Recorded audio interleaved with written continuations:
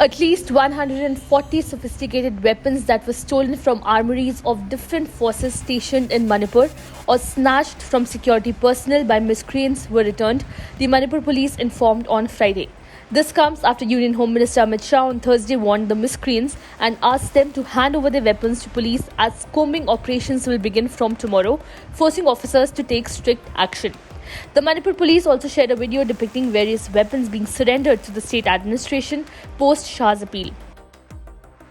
The 140 weapons surrendered include SLR-29, carbine, AK, INSAS rifle, INSAS LMG, .303 rifle, 9mm pistol, .32 pistol, M16 rifle, smoke gun and tear gas, locally made pistol, stun gun, modified rifle, JVP and a grenade launcher, Manipur police said in a statement.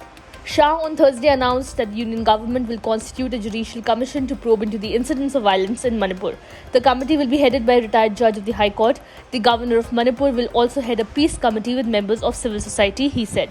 Meanwhile, the CBI will investigate 5 particular cases of violence along with one overall case to look into the conspiracy angle. Talking about violent incidents reported in Manipur in the last month, Amit Shah said, I express my condolences to all families who have lost their loved ones in the violence. I have visited several places in Manipur in the last 3 days, including Imphal, Moreh and Churachandpur, and held meetings with officials to establish peace in the state.